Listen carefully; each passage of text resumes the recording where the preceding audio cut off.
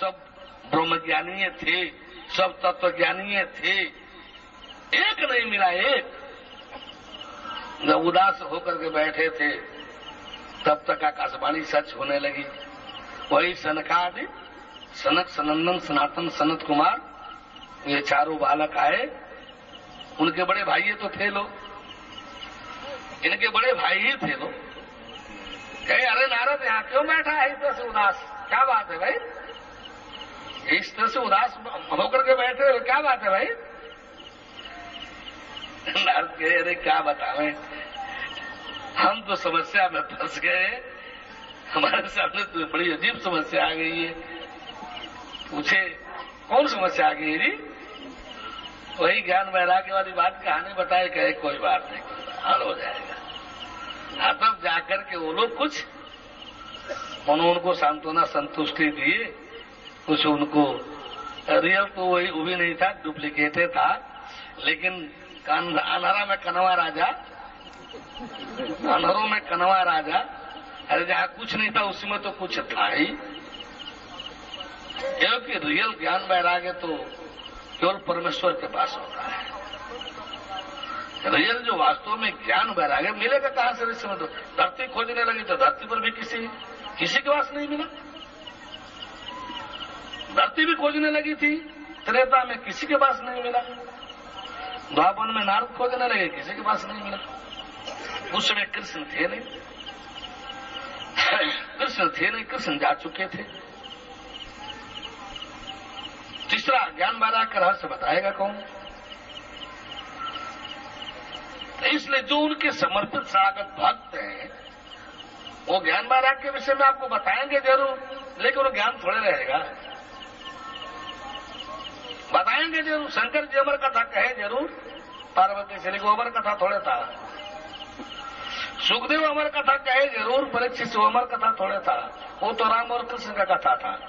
अमर कथा तो राम जी और कृष्ण जी के पास था।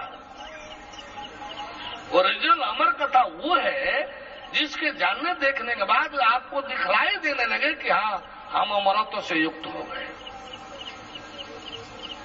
अमर कथा का मतलब आप सुने और देखें तो आपको दिखाई देने लगे कि हम अमरत्व वाला हो गए, हमको अमरत्व मिल गया। अब ये शरीर छूटेगी, त्यक्त्वा देहम तब पुनर्जन्म नहीं थी। अब इस शरीर का पुनर्जन्म, अब इस जीव का पुनर्जन्म नहीं होगा। क्या होगा? तो मामेति सोर्जुन, वो उस परम ब्रह्म परमेश्वर को प्राप्त हो जाएगा, परम धाम को, अमर लोक को। ये दिखलाई देने लगेगा, ये दिखलाई देने लगेगा। तो अमर कथा में राम और कृष्ण की वह कथा नहीं थी जो शारीरिक जीवन चरित्र का हो, बल्कि वह कथा था जो राम और कृष्ण ने दिया था। उस शब्द रूप तत्व और तत्व रूप शब्द का जो सृष्टि के पूर्व में था, उसका ज्ञान अमर कथा कहलाता है। जो सृष्टि के पूर्व में जो परमात्मा परमेश्वर था, उसका कथा यदि आपको सुनने को मिल जाए, उसकी जानकारी यदि आपको जानने को मिल जाए, वो यदि देखने को मिल जाए, तब आपको दिखलाई देगा कि हमारे करोड़ों करोड़ों जन्मों के पाप कुकर्म सब समाप्त हो गए, हमारे सारे पाप कुकर्म समाप्त हो गए।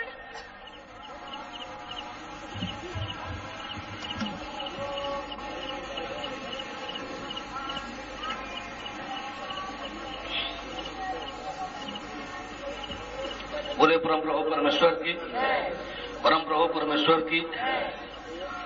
भगवान कृष्ण ने क्यों कहा है कि जब देखेंगे तो आश्चर्य की जो देखेंगे, बोलेंगे तो आश्चर्य की जो बोलेंगे, सुनेंगे तो आश्चर्य की जो सुनेंगे। इसलिए कि आपकी धारणा, आपकी कल्पना इस नाम रूप वालों को देखने की बनी है। परमात्मा परमेश्वर परम खुदाकार भगवान नाम रूप में होता ही नहीं। यदि नाम रूप संबंधी कोई भी चीज उसमें हो गया, ये उसमें विकार विकृति कहलाएगा, वो परमात्मा परमेश्वर हो ही नहीं सकता। वो परमात्मा परमेश्वर हो ही नहीं सकता। अब बताइए, ऐसे कहने वाले बोलने वालों को क्या जवाब दिया जाए कि आप परमात्मा बनते हैं, आप भगवान बनते हैं। हम बार बार ये चिल्ला रहे हैं, हमारी सारे यानी पम्पलेट, बुकलेट, किताबें सब ये चिल्ला रहे हैं। और ऐसे मूर्खों को क्या कहा जाए जो बार बार ये आरोप लगा रहे, आप अपने को भगवान बनते हैं, आप अपने को परमात्मा बनते हैं। ऐसे मूर्खों के इस प्रलाप को क्या कहा जाए? बार बार हम कह रहे हैं, हमारे सिद्धांत में हम लोगों के यहाँ बार बार है कि परमात्मा परमेश्वर वह एक है जो सृष्टि के पूर्व में था। उसी का दर्शन हम परमात्मा के जाकर करते कराते हैं। हमारा परमात्मा की मान्यता उसका है जो एक है, अनी है, अरूप है, अजन्मा है, लेकिन है निरंकारी मिशन हरदेव की तरह से ये और ये नहीं है, वो है। ज्ञातुम द्रष्टुम, जानने को मिलेगा, देखने को मिलेगा। और इतना ही नहीं, जब जाने देखेंगे तो ये सारे लक्षण जो ऋग्वेद वाले मंत्र में है, जो गीता वाले श्लोकों में है, जो कहीं भी किसी ग्रंथ में है, वैसा ही आपको देखने को मिलेगा, वही लक्षण भी देखने को मिलेगा। जब जानेंगे, जब देखेंगे तो ये भी दिखलाई देगा कि आप भी उसी में प्रविष्ट हो गए, आप भी उसी में प्रवेश कर रहे हैं, आप भी अपने को उसी में है, ऐसा दिखलाई देने लगेगा। तो इस तरह से जो है आप बंधुजनों को ये सब टटोलने लगे जितने धर्म वाले, क्योंकि वो शब्द केवल एकमात्र एक ही प्रयोजन उस शब्द का है। जब भी अवतार हो तो उसकी पहचान कराना, दूसरा कोई दुनिया में उसका प्रयोग उस शब्द का है ही नहीं। उस शब्द का प्रयोग कहीं भी किसी भी विभाग में हो ही नहीं सकता। उसकी जानकारी परमेश्वर के सिवाय ब्रह्मांड में किसी को भी होता ही नहीं। उस शब्द की जानकारी, उस शब्द का रहस्य ब्रह्मांड में सिवाय परम ब्रह्म परमेश्वर के दूसरे किसी के पास होता ही नहीं। यदि मान लीजिए पढ़ते पढ़ते, चलते चलाते ग्रंथ से उस शब्द को कहीं आपने चुराने की भी कोशिश किया भगवान बनने के लिए, तो शब्द तो चुरा सकते हैं, लेकिन उसका जो प्रैक्टिकल है, उसमें सृष्टि की जो उत्पत्ति है, उसमें विराट दर्शन है। उस विराट दर्शन को, सृष्टि की उत्पत्ति, शक्तियों के, सत्ता के, ईश्वर के उत्पत्ति को ही आप कहां से दिखाएंगे? ये तो परमेश्वर के पास है ना। विराट दर्शन तो परमेश्वर के पास है ना। सृष्टि की उत्पत्ति, आत्मा ईश्वर ब्रह्म की शक्तियों की उत्पत्ति तो परमेश्वर के पास है ना। ब्रह्मांड की सृष्टि की उत्पत्ति स्थिति, जैसे इसमें कहा है इस श्लोक में कि जगत को उत्पन्न करने वाली शक्ति, जगत को स्थित रखने वाली शक्ति और जगत को लय प्रलय करने वाली शक्ति परमेश्वर से और परमेश्वर में है। तो जब तक परमेश्वर नहीं मिलेगा, ये शक्तियां कहां से ला करके वो दिखला देंगे? शब्द थोड़े देर के लिए यदि ग्रंथ में है तो चुराने का वो कोशिश ही करें, तो ये प्रैक्टिकल जो दर्शन में जो शक्तियों का प्राकट्य है, शक्तियों की स्थिति है, ये कहां से लाकर दिखलाएंगे? क्यों? अरे आपका नाम न कोई चुरा सकता है, आगे आपका रूप कोई चुरा लेगा, आपका लक्षण और रूप भी कोई चुरा लेगा। क्यों? ऐसा भी है, रूप और लक्षण भी कोई चुरा लेगा। अरे नाम न कोई चुरा सकता है। आपके नाम का कोई कह सकता है कि हम हैं, हम फला हैं, हम अमुक हैं, हम सुरेश हैं, हम महेश हैं, चाहे हम दिनेश है, हम मोहन है, हम सोहन है। ये आपका नाम तो हम अपने पर साट सकते हैं, आगे आपका रूप भी। क्यों? आपका रूप भी, आपका लक्षण भी चुरा लेंगे, आपका रूप भी चुरा लेंगे, संभव ही नहीं। यदि शब्द कोई चुराने का भी कोशिश करेगा तो क्या बोलेगा? जीव है। उस शब्द को क्या बोलेगा? जीव है। उस शब्द को क्या बोलेगा? आत्मा है। उस शब्द को समझ बोलेगा सूरत है। वो समझ ही नहीं पाएगा कि शब्द क्या है। सिवाय परमात्मा परमेश्वर के इस ब्रह्मांड में कोई भी नहीं है जो उस शब्द को जान सके, जना सके। उसके भीतर जो रहस्य है, ब्रह्मांड, जड़ चेतन, उसको प्रकट करके दिखला सके, उसको प्रकट करके दिखला सके। उसमें से चेतन को और चेतन से शक्ति को, शक्ति से जड़, आकाश, वायु, अग्नि, जल, थल को उत्पत्ति के रूप में दिखला सके। आया समझ में? बोले प्रभु परमेश्वर की। वैज्ञानिक जो, फिर वैज्ञानिक आ गए। ये वैज्ञानिक जो है ब्रह्मांड की उत्पत्ति बताते हैं सब। यूं बोलने लगे सब कि हम ब्रह्मांड की उत्पत्ति जानते हैं। यूं बोलने लगे सब हम सृष्टि की उत्पत्ति जानते हैं। कैसे हुआ है भाई? तो हाइड्रोजन और हीलियम से, हाइड्रोजन और हीलियम गैस से इस ब्रह्मांड की उत्पत्ति। रे मूड कहीं की, अरे हाइड्रोजन और हीलियम गैस न है, इस सृष्टि की वस्तु नहीं है। अरे इसकी उत्पत्ति क्यों नहीं बता रहा है? अरे हाइड्रोजन और हीलियम भी तो गैस है ना, तो गैस सृष्टि की वस्तु नहीं है, गैस पदार्थ नहीं है, इसकी उत्पत्ति क्यों नहीं बता रहा है? हाइड्रोजन और हीलियम से उत्पत्ति तो बताने लगा, ये हाइड्रोजन हीलियम कहां से आया, ये क्या है, ये क्यों नहीं बता रहा है?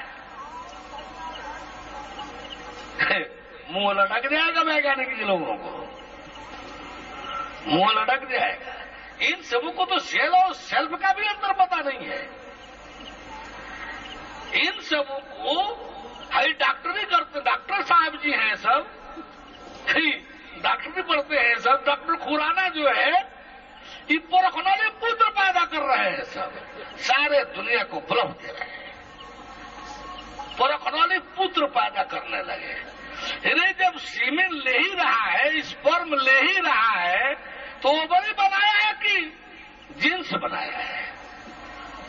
अरे ओवरी ने क्रिएट किया है, सीमेन ले ही रहा है, स्पर्म ले ही रहा है। आज सीमेन स्पर्म दो मिलकर के शरीर बनती है। माता पिता के मैथुनिक क्रिया में जो संतान उत्पत्ति की स्थिति है, वो सीमेन और स्पर्म से ही तो है। और सीमेन स्पर्म ले ही रहे हो, परखनाली में डाल ही रहे हो। आप कह रहे हो हम पुत्र पैदा कर रहे हैं परखनाली में, ले भाई हम परखनाली में पुत्र पैदा कर रहे हैं। बड़ी विचित्र स्थिति है भाई। नोबेल प्राइज मिल रहा है इस पर। बस क्या कहे, फिर तो ही आ जाता है। उधर प्रैक्टिकल वाला क्लास जो है बाधित होता है। कौन कौन वह बतावे। असल में झाड़ुए बहारों में अधिकतर समय चला जाता है, झाड़ुए बहारों में अधिकतर समय निकल जाता है हवा घाव घाव करने वालों में। असली ज्ञान के क्लास तो करने का मौके उसमें भी बीचों में आ जा रहा है। बोले परम प्रभु परमेश्वर की। पौधों में जीव है घोषित कर रहे हैं सब, जीव, जीव का परिभाषा नहीं जानते हैं सब, जीव घोषित करने रहे सर। क्यों भाई, कैसे जीव है? तो सेल है। अभी जीव मानना हो, जगदीश चंद्र बसु जो है ये फायदा जान गए कि इसमें जीव है, शोध किए। अरे इससे पहले तो तुलसी बाबा कर गए थे, इससे पहले तो तुलसी बाबा गए थे कि रमिता राम नाम गुण गावो, रमिता राम नाम गुण गावो, जंगल जाई पात जन तोड़ो, जन बिरछा संतावो, रमिता राम नाम गुण गावो। ये तो वो कहे थे कि पात पात देवता सब बाणन, घूम घूम बंदगी दिखावो, रमिता राम नाम गुण गावो। ये तो पहले कहे थे कि माने जंगल वृक्ष में जीव है, मत तोड़ा पत्ता वगैरह, ओके संताओ मत। ये तो पहले ही कह गए थे, इस समय क्या बात हुआ है। कौन शोध है, बड़ा शोध, एक एक विमान बना रहे हैं सब, 18-19 खरब खा चबा करके अमेरिका जो है चैलेंजर बनाया, 6 सेकंड में जाकर के नष्ट हो गया। उसका बजट हिलने लगा, उसका बजट हिलने लगा, मनो संभल गया, चलो भाई काम चल गया। अरे विमान जाना ना हो तो जरा कर्दम ऋषि का विमान आप लोग पढ़ लीजिए पुराण में, कहां विमान ऐसा अभी कोई बना है जो कर्दम ऋषि का विमान था। ऐसा अभी तक दुनिया में कोई विमान नहीं बना है। पुष्पक विमान जो राम जी वाला था, जान लीजिए अधिक सीट ही नहीं था, जब कोई बैठता था तो एक सीट खाली, सीट ही अधिक नहीं है, एक सीट खाली है। जब उसमें कोई बैठा तो फिर एक सीट खाली है, फिर कोई बैठा तो फिर एक सीट खाली है, फिर कोई बैठा तो फिर एक सीट खाली है। कहां ऐसा विमान बन रहा है? अरे अभी बहुत नजदीक आई है, बहुत नजदीक। विक्रमादित्य ने जो सिंहासन बनवाया था, वो सिंहासन राजा का परिचय बताता था। राजा भोज सिंहासन खुदवाए, बैठने गए, सिंहासन बोला कि राजा भोज अभी आप इस सिंहासन के लायक नहीं हो। अहंकारी राजा तो थे नहीं राजा भोज, फिर गड़वा दिए और अपने कमी ढूंढ ढूंढ करके सुधार करने लगे। जब लगा कि अब हम फ्रेश हो गए, फिर गड़ब खुलवा करके मंगवाए, फिर बैठने गए, फिर कहा कि अभी आप इसके लायक नहीं हो, फिर लेके गड़वा दिए, फिर अपना सुधार करने लगे, कमियां ढूंढ ढूंढ करके ठीक करने लगे, फिर जाकर सिंहासन खुदवा कर मंगवाए, फिर जब बैठने की बात आई तो अब आ जाए कि अभी आप इसके लायक नहीं हो। 32 बार खुदवाए, सुधार करते करते बैठने का कोशिश की। 32 बार जब उस सिंहासन ने उनको अयोग्य घोषित कर दिया तो गड़वा कर छोड़ दिया। उसी का तो नाम सिंहासन बत्तीसी है। ये सिंहासन बत्तीसी जो किस्सा है वही तो है। कहां सिंहासन ऐसा बना है?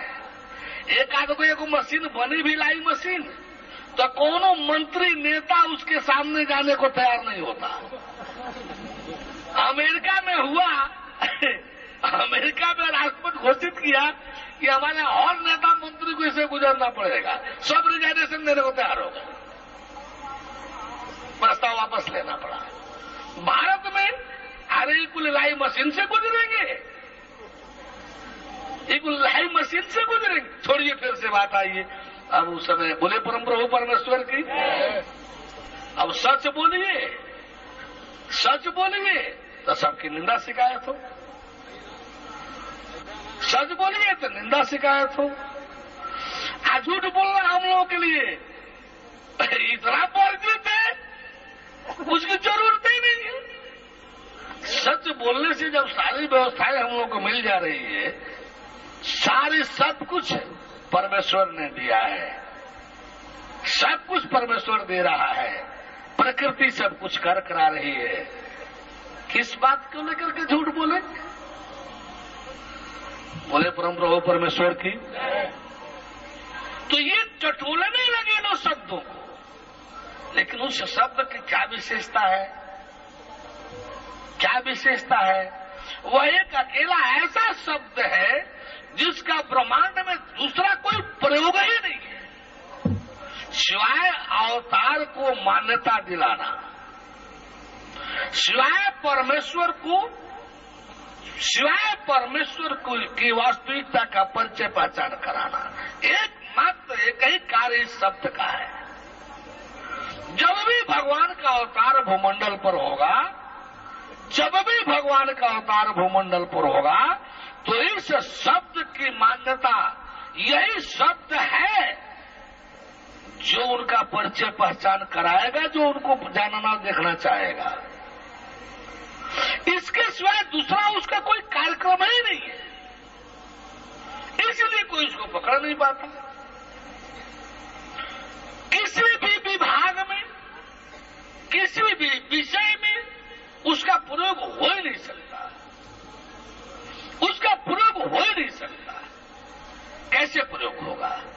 उसकी एक सारी सृष्टि है, उसके एक अंश मात्र से तो सारी सृष्टि है, उसके एक अंश मात्र में सारी सृष्टि है। उस अंश का प्रयोग इस सृष्टि के किस विषय वस्तु में होगा? आप लोग थोड़ा गौर करें, जो त्रयांशी है, जो त्रयांशी है जिसमें 3 अंश है, जैसे बिजली है 3 फेज है, single phase, double phase, triple phase. Triple phase माने फुल फेज। जैसे गवर्नमेंट है 3 भाग है, विधायिका, कार्यपालिका, न्यायपालिका। तीनों संयुक्त रूप में सरकार है, तीनों संयुक्त रूप में सरकार है। जैसे सृष्टि है, 3 देव है, ब्रह्मा विष्णु महेश, विधायिका के हेड, कार्यपालिका के हेड, न्यायपालिका के हेड, तीनों संयुक्त रूप में परमात्मा के एक भगवत विधान है। तो इस तरह से तीनों इकाइयां जिसमें समान रूप से स्थित हो। कौन तीनों इकाइयां? तीनों शक्तियां जो इसमें आप देख रहे होंगे सामने पीछे। जगत को उत्पन्न करने वाली शक्ति, जगत को स्थित रखने वाला सत्ता शक्ति, और जगत का लय प्रलय करने वाला सत्ता शक्ति, तीनों एक साथ स्थित रहता है, जिसमें अभिन्न रूप से वही परमात्मा परमेश्वर है, वही परमात्मा परमेश्वर है। जिसके एक इकाई रूप संसार को उत्पन्न करने वाली शक्ति प्रकट हुई और सृष्टि की रचना की, तो इस सृष्टि के रचना में उस तीनों अंशों वाला परमेश्वर किसके तुलना में कर दिया जाए, किस प्रयोग में वो आएगा?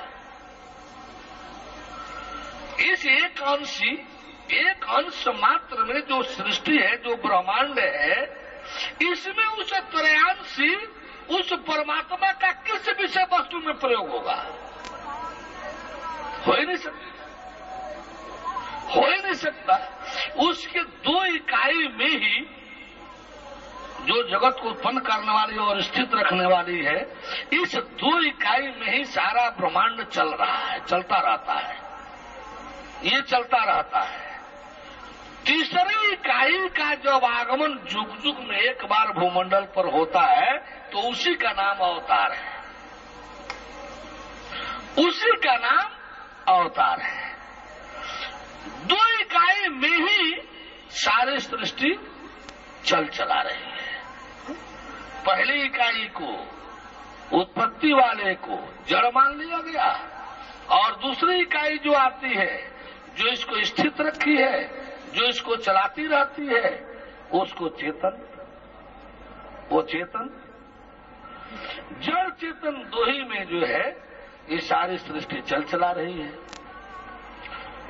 जड़ चेतन 2 ही में ये सारी सृष्टि चला रही है। परमेश्वर से जड़ चेतन आया और माया से दोष गुण आया। परमेश्वर से जड़ चेतन और माया से दोष गुण, ये दोष गुण प्रवृत्ति है, जड़ चेतन अस्तित्व है, स्थिति है। ये 4 मिलकर के ये सारी सृष्टि है, सारी वस्तुएं हैं।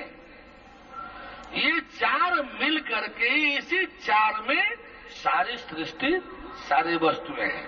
अब आप लोग बतलाइए कि जब 2 ही इकाई में ये सारी सृष्टि रह चल रही है, इसमें से यदि किसी को परमात्मा, इसी चेतन को, इसी दूसरी इकाई को, इसी आत्मा को परमात्मा घोषित कर दिया जाएगा, तो त्रयांशी जो परमेश्वर है उसको क्या कहा जाए? उसको क्या कहा जाए? और जिन लोगों ने चाहे जितने ऊंचाई पर हो, आत्मा को ही परमात्मा जब घोषित कर रहे हो, ईश्वर को ही परमेश्वर घोषित कर रहे हो, ब्रह्म को ही परम ब्रह्म, नूर को ही अल्लाह ताला, लाइफ लाइट, डिवाइन लाइट को ही गॉड फादर, यदि ऐसा घोषित करा रहे हो, तो आप बंधुजन बताइए, जब किसी पृथक अस्तित्व उसका है, तो हम उनको भगवत द्रोही समझे या उनको संत महात्मा ऋषि महर्षि समझे? आत्मा तक की बात, आत्मा की बात तो उनकी हम स्वीकार कर रहे हैं। आत्मा की बात यदि बोले और आत्मा तक ही यदि कहें तब तो कोई हर्ज नहीं। लेकिन अब आत्मा के माध्यम से परमात्मा तक परमात्मा का अस्तित्व को ही नकार दे, ईश्वर के सामने परमेश्वर के अस्तित्व को नकार दे, ब्रह्म के सामने परम ब्रह्म के अस्तित्व को नकार दे, शिव शक्ति के सामने भगवान के अस्तित्व को नकार दे और इसी को सर्वे सर्वा कहने लगे, तो हमारे पास इसके सिवाय दूसरा क्या उपाय है कहने के कि ये लोग भगवद्रोही है, ये भगवद्रोही। इनको कहना चाहिए था कि मुझे आत्मा की जानकारी है, आत्मा से आगे कोई कुछ होता है कि नहीं होता है भैया मैं नहीं जानता। आप लोग आत्मा से आगे यदि कुछ जानना चाहते हैं तो खोजिए। ये कहने में क्यों परेशानी होने लगी है? सच बोलने में क्यों परेशानी होने लगी है? हर ग्रंथों में परमात्मा ने अपना पता परिचय डाल दिया है।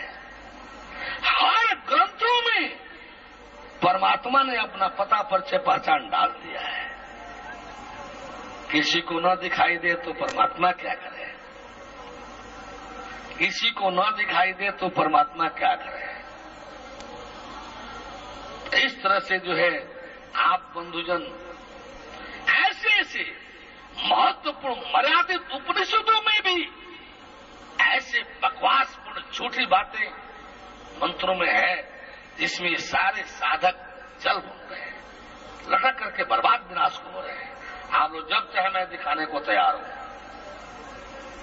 कितना ब्लंडर, कितना भारी आपराधिक गलतियां की गई हैं और परमात्मा कहीं जरा सा गफलत किया होता ना तो उसी की दुनिया से उसके अस्तित्व को ये ऋषि महर्षि ब्रह्मर्षि संत महात्मा जी लोग मिटा दिए होते। जरा सा वो गफलत किया होता ना, जरा सा वो असावधान रहा होता ना, ये ऋषि महर्षि संत महात्मा कहलाने वाले जी लोग उसके पृथक अस्तित्व को ही मिटा दिए होते। आप लोग अभी 5-7 मूर्ति 10 मूर्ति तैयार हो तो मैं उपनिषद में दिखाऊं और सबसे मर्यादित उपनिषदों में से श्वेताश्वतर उपनिषद है मैं दिखलाऊं कि कितना भारी अपराध कहा जाए, भूल कहा जाए, गलतियां कहा जाए। आप लोग स्वयं सोचिए, यदि 8-10-20 मूर्ति 10-5 मूर्ति चाहे तो मैं इन भारी अपराध युक्त बातों को दिखलाऊं और परमात्मा ने जो खेल खेला है उसमें जो अपना डाल डलवा दिया है उसको भी दिखलाऊं, उसको भी दिखलाऊं उसी उपनिषद में। ये अनर्गल बकवास नहीं, कम से कम कोई आया नहीं खड़ा करके मेरे उन बातों को कि उपनिषद में क्या गलती है जरा दिखला दीजिए। दिखलाता दिखलाता बोले परम प्रभु परमेश्वर की, परम प्रभु परमेश्वर की। जब जो चाहे मांग देख सकता है। तो इस प्रकार से हम लोग कम से कम इस टॉपिक को, तो इसमें अभी तो काफी रह गया, बहुत लंबा टॉपिक है, इसको कम से कम परमेश्वर वाला आप लोग थोड़ा गौर करें। बोले परम प्रभु परमेश्वर की। तो वो परमेश्वर जो सृष्टि के पूर्व था, अंधकार तो उसमें था ही नहीं, प्रकाश भी नहीं, जड़ता तो उसमें थी ही नहीं, चेतना भी नहीं, चेतनता भी नहीं, असत्य तो दिखने में लग ही नहीं रहा था, सत्य भी नहीं। इन सबसे परे और विलक्षण आश्चर्य कि वो है और इन सबकी उत्पत्ति उसी से, नाम भी नहीं उसमें, रूप भी नहीं उसमें, स्थान भी नहीं उसमें। जो नाम है वही रूप है, वही स्थान है। आश्चर्य क्या है? नाम नहीं है, जानने को मिलता है, ज्ञातुम उसी के लिए कहा गया है। रूप नहीं है, देखने को मिलता है, द्रष्टुम उसी के लिए कहा गया है। अजन्मा है, कोई विकार नहीं है, लेकिन सारे जन्म और मृत्यु, सारे सृष्टि की उत्पत्ति उसी से वही है वो जो ऋग्वेद वाले मंत्र में यस्मिन देवा मधे विश्व निषेधो, वही है। जब देखेंगे सारी बातें ठीक उसी का प्रैक्टिकल है, उसी का प्रैक्टिकल है। श्वेता आदि अब आप बंधुजन सोचे, जब वो सामने पड़ेगा दर्शन करने के लिए तो देखने में कैसा लगेगा। पहले शुरू में याद रखिएगा 15 को प्रयोग होगा, देखने में कैसा लगेगा यही देखने के लिए